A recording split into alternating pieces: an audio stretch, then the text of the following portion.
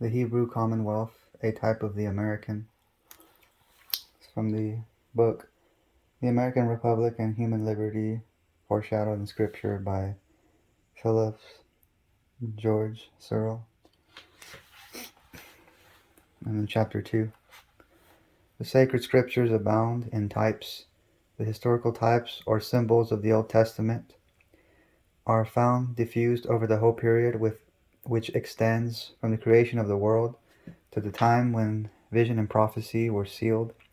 This teaching by types was not alone in reference to Christ and his church, but on the same tables of shadow were traced the numerous events of the world's future history. Here were shadowed forth the rise and fall of states, with their collateral events, kingdoms shivered by kingdoms, and empires broken to rise no more. But all these were to be succeeded by a republic which Jehovah himself should set up, and which should encircle the world within its genial folds, and remain to the end of time. These visions of the future, says Trail, have an amazing scenic effect, are grand, sometimes gorgeous beyond conception, in consequence of the substitution of their symbolic images for the literal events themselves. A splendid drapery is thrown around these future histories, which, in the ordinary historian, would be extravagant, but which, in the prophet, is dignified and becoming, as the solemn folds of his own prophetic mantle. There is, says the same writer, a noble obscurity, as when the clouds, gilded by the twilight from the unrisen sun, seem to pile up places upon the mountain's dusky summit.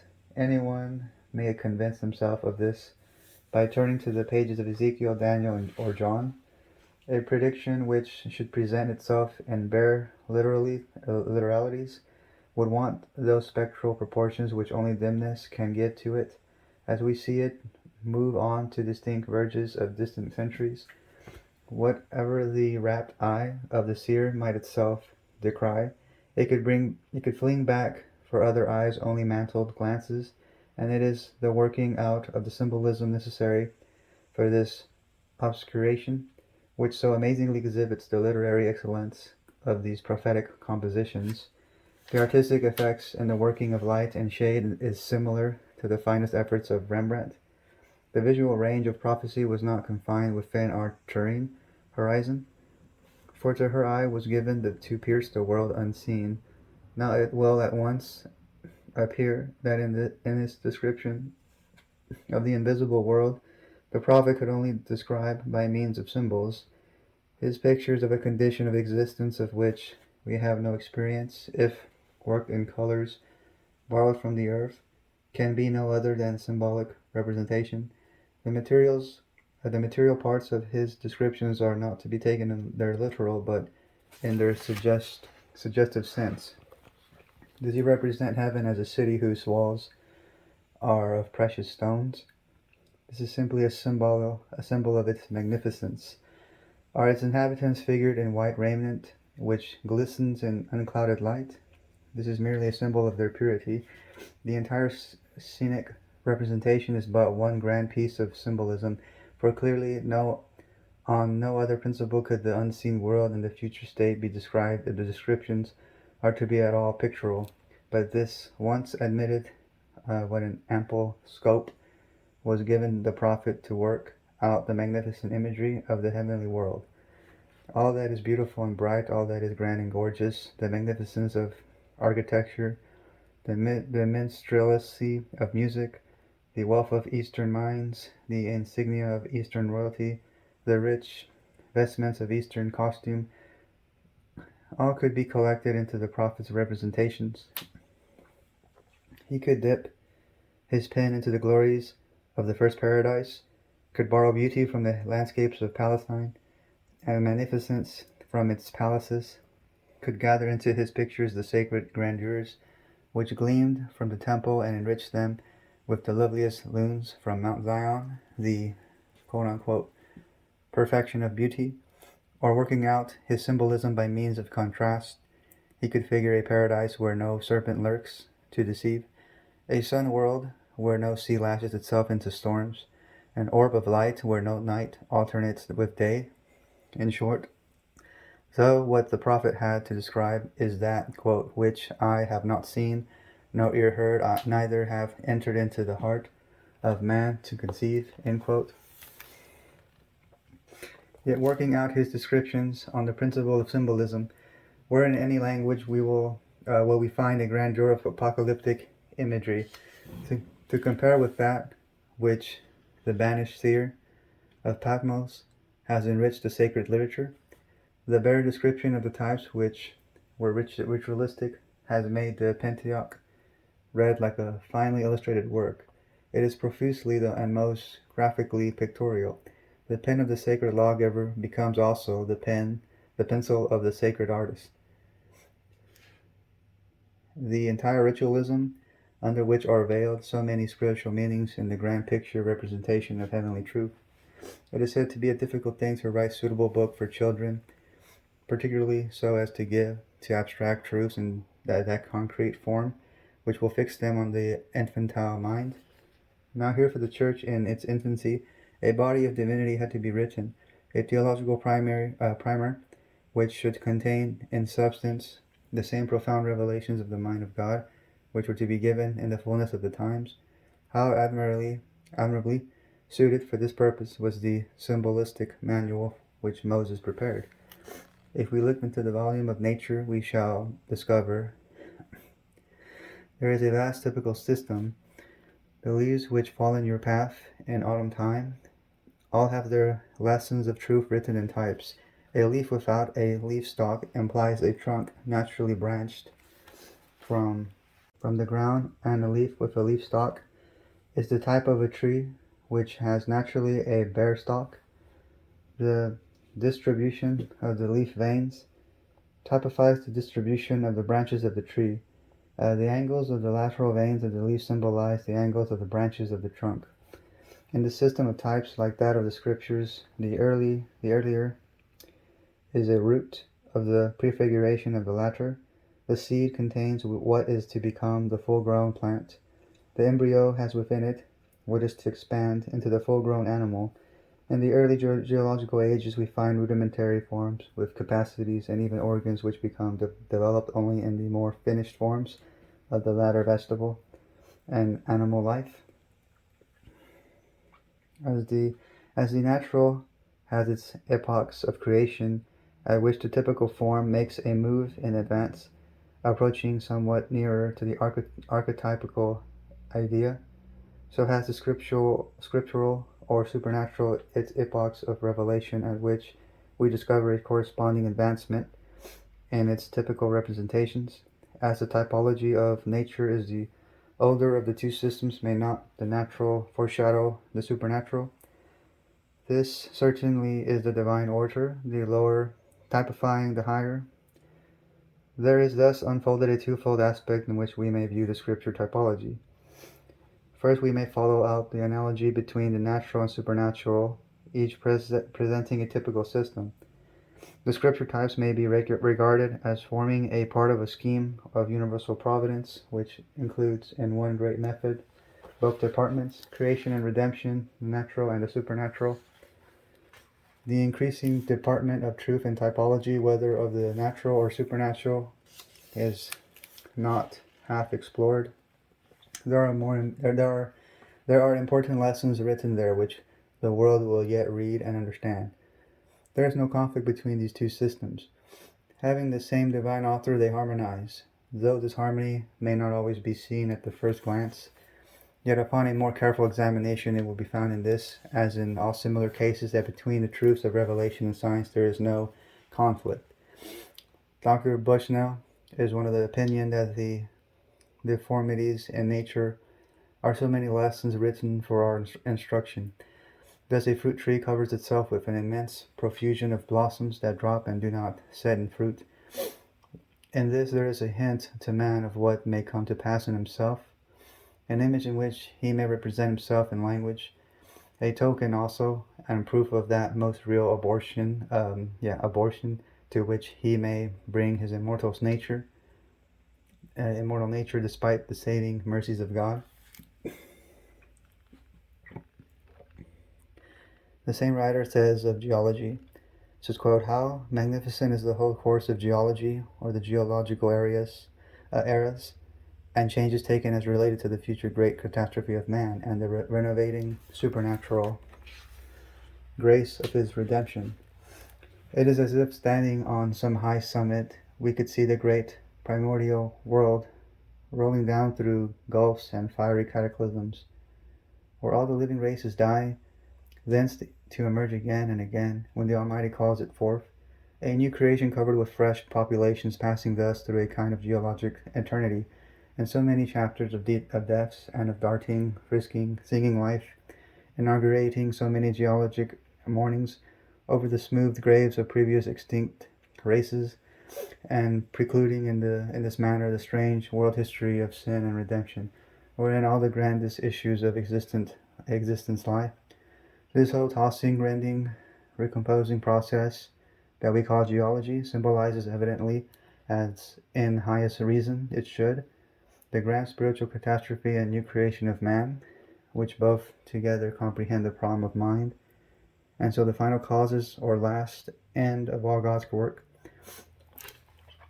What we see is the beginning conversing with the end, an eternal forethought reaching across the tottering mountains and boiling seas to unite beginning and end together, so that we may hear the grinding layers of the rocks singing harshly of man's first disobedience and the fruit of that forbidden tree, and all the long eras of desolation and refitting loss of bloom and beauty represented in the registers of the world are but the epic in stone of man's great history before the time.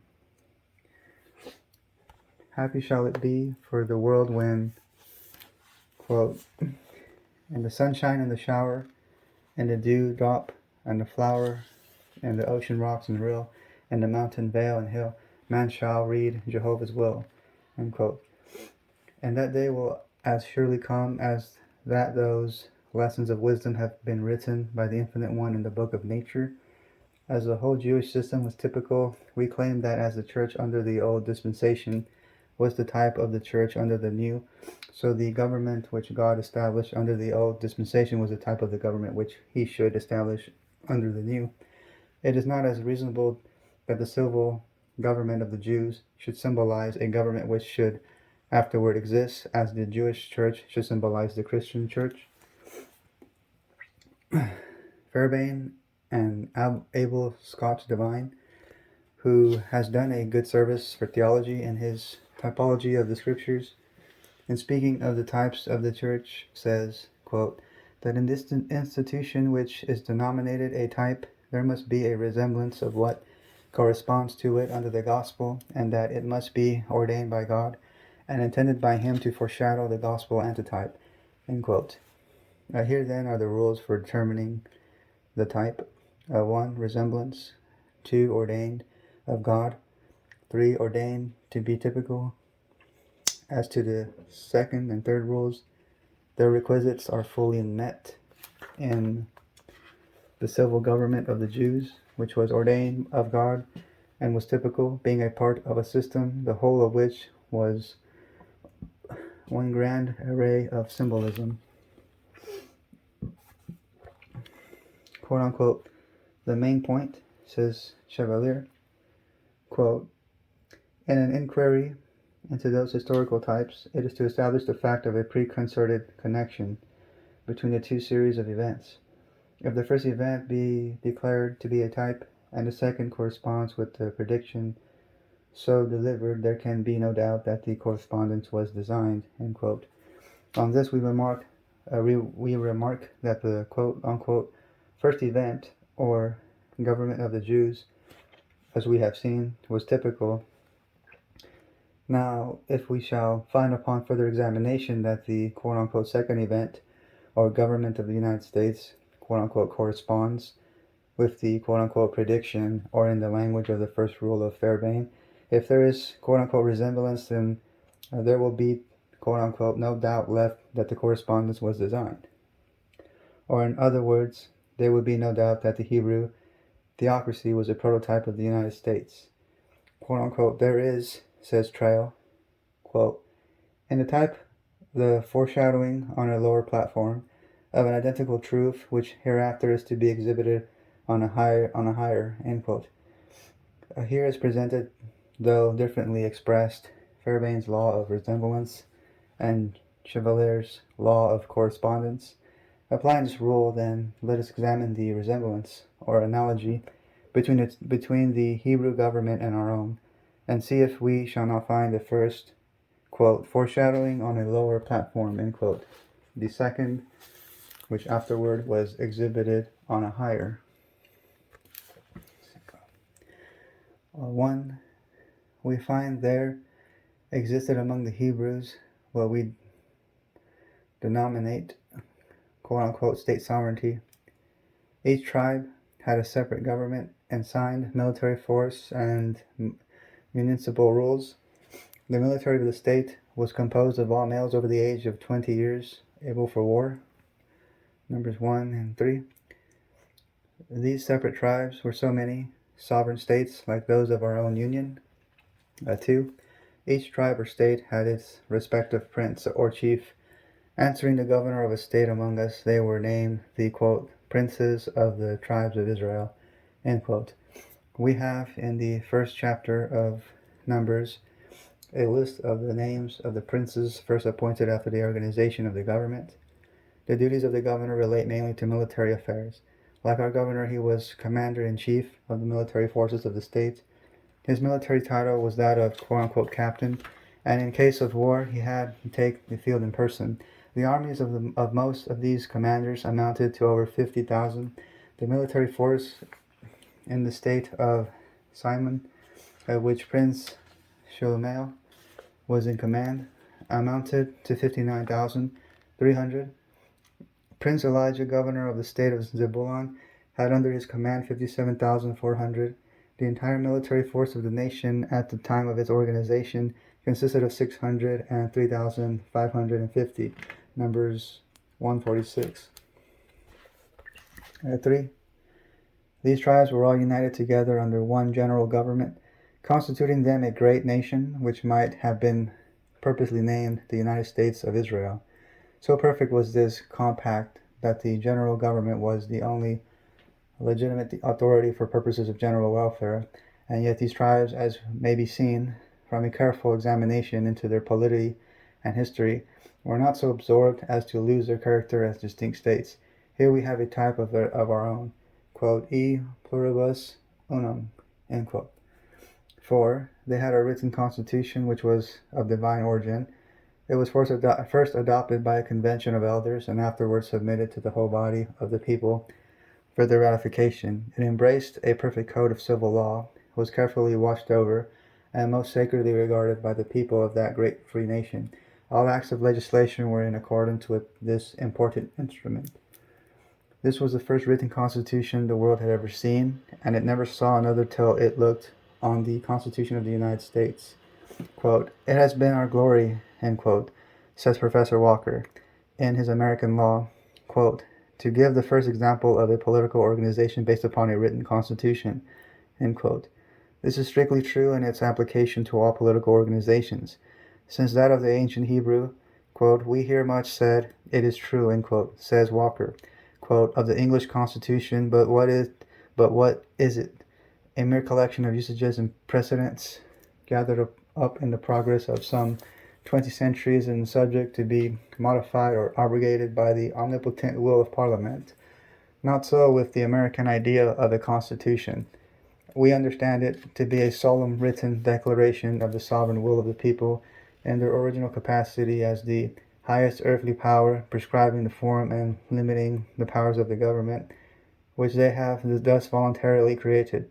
And this idea is as simple as it is new and grand, end quote. How the guiding hand of God was seen in the formation of our Constitution will be shown hereafter. We shall only remark, before leaving this subject, that the quote-unquote resemblance here is as perfect as between any type and antitype which we recollect of the Jewish and Christian Church. 4. Over all these sovereign states thus united, there presided a chief magistrate. From the time of Joshua, the presidents were called judges. Quote, they were pointed out by their personal merits, appointed with the divine sanction, limited by the Constitution, and inducted into the office by the unsolicited choice of the people. They were charged with the administration of the general government, the settlement of disputes arising between different tribes, the diplomatic intercourse of the nation, and the command of the army. They had the power to convoke Congress and to issue executive orders, but could neither enact laws, levy taxes, nor appoint officers, except perhaps the military. They were simple in their manners, maintaining no retinue and receiving no revenue except the presence of a grateful people. Without either avarice or ambitions, they felt that to serve their country was their highest recompense. End quote. The Hebrew Commonwealth was a government by representation. Here the elective franchise existed in full force, and for the first time on earth is found the practical development of popular representation. The election of the ruler by the ruled, the public officer chosen by the public voice. The celebrated Chateaubriand has classed this among the 3 and 4 discoveries that have created another universe. What are we to seek for the origin of it? Most nations know nothing of it now, and there was a time when all were ignorant of it. The question is, from what foundation did it spring? What nation first incorporated it into the frame of its government, and enjoyed the freedom which it ensured? Various writers have searched for it after its origin as after hid treasure, but not having sought in the right direction have never ascertained from whence it emanated. Allison, in his History of Europe, traces it to the early councils of the Christian Church, where he thinks it originated. Had he turned to that great work, the Pentateuch, which has been a textbook for writers on all subjects of importance, he might have read the first proclamation of the first president of the First Republic, for the first election by the people of their own rulers, from among themselves, ever held on earth. Here is a proclamation made by the chief magistrate on the eve of an election to the whole nation. Quote, "Take you out of all the people wise men and understanding, and known among your tribes able men, such as fear God, men of truth, hating covetousness, and I will make them rulers over you." End quote. Deuteronomy 1:13.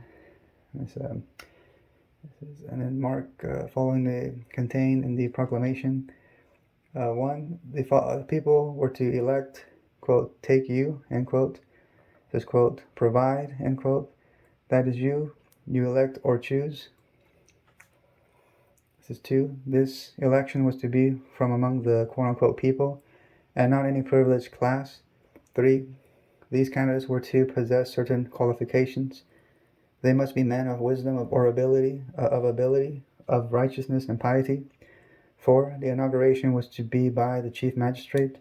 It is to be feared that in the selection of our rulers we have not always followed our ancient pattern. After their election by the people, they were inducted into office by Moses. On investing them with the authority to which the people had chosen them, he gave them a charge which it would be well for all Christian magistrates to observe. A charge to, quote, "hear the cause between your brethren, and judge righteously between man and his brother and the stranger that is with him. You shall not respect persons in judgment, but you shall hear the small as well as the great. You shall not be afraid of the face of man, neither take a gift, for a gift doth blind the eyes, and pervert the words of the wise." End quote. Deuteronomy 1:16-19. We have our instances of the right of suffrage exercised by the people. The 12 men appointed to, quote, "search out the land," end quote, were chosen by the vote of, quote unquote, all Israel. The 3 men from each tribe who were selected to go through the land and describe it, and divide it into 7 parts for the 7 tribes, which remained without their inheritance, were chosen by the public voice. At a later period in the history of the Republic, quote, "the people made Jephthah head and captain over them," end quote. With all this array of facts, who is so skeptical as to doubt that this was a government by the people like our own? 5. They had an independent judiciary for the prompt and equal and exact administration of justice between man and man. The fundamental law between this subject was, quote, judges and officers, shalt thou make thee in all thy gates, end quote. That is, in all thy towns and cities. On assuming their duties, they were solemnly charged to, quote, judge the people with just judgment, end quote. They were not to, quote, wrest judgment, nor respect persons, nor take bribes, end quote, but to, quote, follow that which was altogether just, end quote. Deuteronomy 26:18-20. All cases which were too hard for these lower courts were carried up to the chief magistrate. It says, quote, the cause which is too hard for you, end quote, said Moses, quote, bring it unto me and I will hear it, end quote. Deuteronomy 1:17. This latter constituted the Supreme Federal Court. Here then was a federal and state judiciary. To this department the people of the Hebrew Commonwealth committed the high functions of interpreting and applying the laws of the land. Like Israel, we have our judicial system, to establish justice, end quote. This system, like that of the Hebrews, is the guardian of our laws. Like the Hebrew, we resort to it in all cases of doubt or controversy as the final arbiter of our rights, and upon its decisions hang our lives, liberty, and property.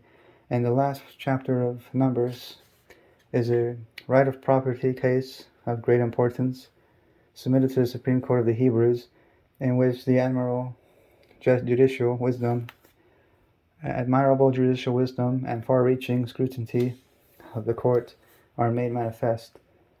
In the practice of these courts is found the refinement of legal principles, or in the language of Lord Coke, that oracle of the English law, quote, principles fine and refine to the perfection of reason, end quote. 6. Law of evidence. It was ordained in these courts as a rule of evidence now held as most righteous and humane among all civilized nations, that sentence of death, even for murder, should not be pronounced against the accused upon the uncorroborated testimony of a single witness. Here is the law, quote, whoso killeth any person, the murderer shall be put to death by the mouth of witness, but one witness shall not testify against any person to cause him to die, end quote. This is Numbers 35:30. 7. Trial by jury. The origin of this bulwark of our free institutions has greatly perplexed the antiquarian researches of writers on the common law. They have traced its rudiments among the civil institutions of the Saxons and Danes and other nations of Northern Europe. Once Great Britain was necessarily peopled, yet always ending their researches in the most remote antiquity. But when it is considered that in the Hebrew polity it was most solemnly ordained that in cases of the trial for homicide, quote, the congregation shall judge between the slayer and the avenger of blood according to the judgment, end quote. Numbers 35:24. This is mark not of the magistrate, but the people. The panel of the country should determine according to the law. What was this but, quote, trial by jury, end quote. Here then undoubtedly was the origin of that safeguard of our civil liberties. It is reasonable to suppose that in process of time, when the congregation became unwieldy, each tribe would send one to represent it, and that here is the origin of the present number 12. They had a national congress which was purely democratic, but as the Constitution embraced a perfect code of laws, they were not called together except on extraordinary occasions. The Senate was composed of 72 members, and the House of the Congregation of Israel. We find in the Hebrew Commonwealth a system of education by which all the children were educated. The government, being republican, made it necessary that the body of the people should be intelligent. Hence, the system was originated by God to meet this demand. Under it, the people were trained up and educated to understand their privileges, to appreciate their responsibilities, and discharge their duties. It was made the duty of parents to teach their children the statutes and ordinances of which God had revealed. The following was the statute upon this subject. This is quote. And thou shalt teach them diligently unto thy children, end quote. Deuteronomy 6:7. This was to be done first orally. This is quote. Thou shalt talk of them when thou sittest in thine house, and when thou walkest by the way, and when thou liest down, and when thou risest up, end quote. Deuteronomy 6:7. This oral instruction was undoubtedly to be given the child when too young to receive it from books. When the child grew older, it was to receive written instruction. This is quote. And thou shalt bind them for a sign upon thine hand, and they shall be a frontlet between thine eyes, and thou shalt write them upon the posts of thy house and on thy gates, end quote. Deuteronomy 6:8. This mode of teaching is in harmony with the views of the best educators of our own time. No child should be required to learn from books till after they are 7 years of age, and all instruction before that time should be oral. It is doubtful whether any nation has ever existed in which the rudiments of education were so universally taught as in that of the Hebrew. Of the truth of this we have abundant evidence in the time of the Savior. In his appeals to the common people, we find the frequent use of such words as these.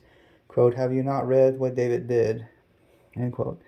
Matthew 13:3 says, quote, have ye never read out of the mouth of babes and sucklings that has perfected praise?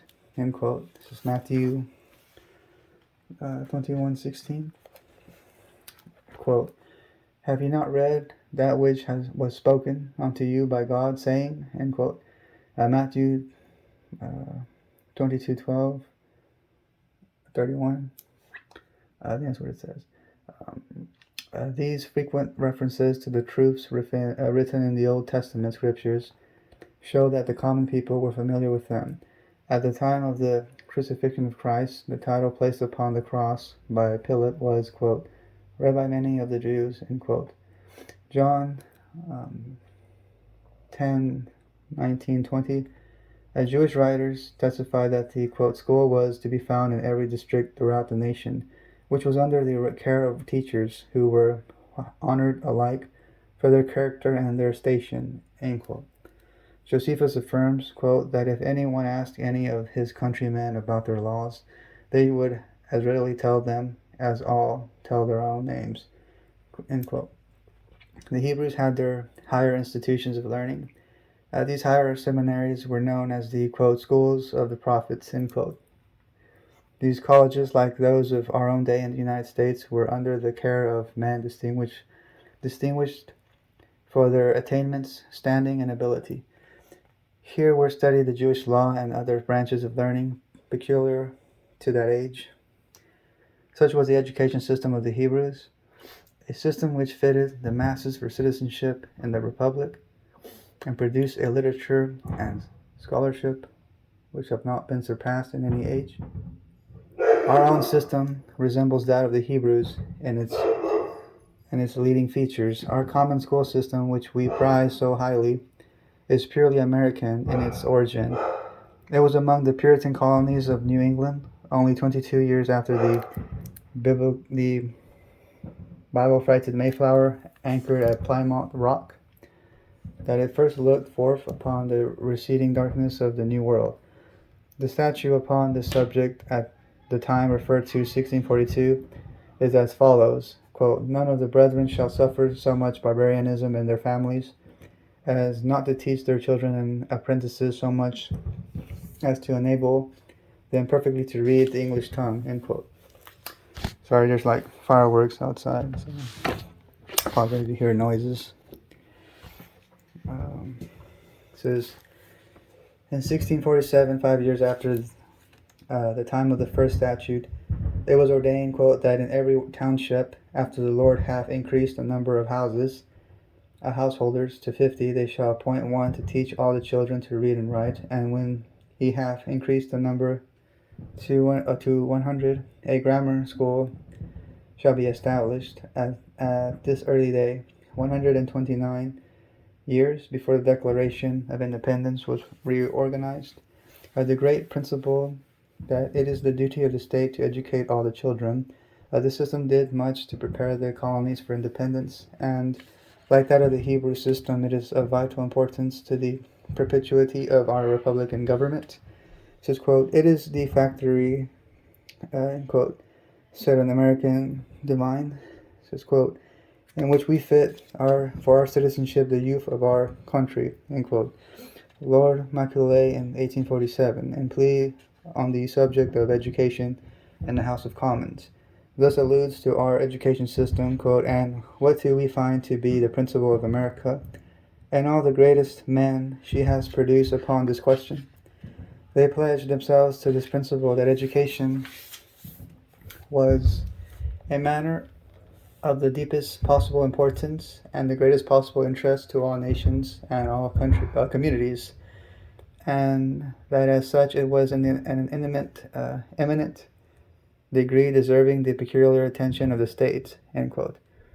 So it was, quote unquote, "educate the people" was the first admonition addressed by Penn to the Commonwealth he founded. Quote unquote, "educate the people" was the last legacy left by Washington to the Republic of the United States. Quote unquote, "educate the people" was the unceasing exhortation of Jefferson. What the number of schools among the Hebrews was, we do not know. They must have been numerous, however, as they had one in every district. There are at this time in the United States about 90,000 free schools, in which there are 5 million children instructed by about 100,000 teachers. In New England, where the system originated and where it has been thoroughly matured, there is only one person over the age of 21 in every 300 unable to read and write, while in South Carolina, the hotbed of treason, the proportion is 1 out of every 3. Note the difference between 3 and 300. This book is written about the 1800s or so. So, such was the Hebrew system of education, the first that ever existed among men for the education of all the people in the state, and such is our own, which, like the prototype, provides for the education of all the children in the state. The Hebrew system having been instituted by God himself, we see the importance which he attaches to universal education, and we see too the kind of system which, according to the divine estimate, is adapted to a republican government. Let us not forget, then, when we are putting forth efforts to sustain our free schools, we are doing the divine will and contributing to the perpetuity of our free institutions. We have thus, at some length, given the leading features of the Hebrew Commonwealth, a state without an aristocracy, without a nobility, and without a king. How perfect the resemblance between the type and the antitype! Who will question the light of all these facts in the United States of Israel was a type of the United States of America?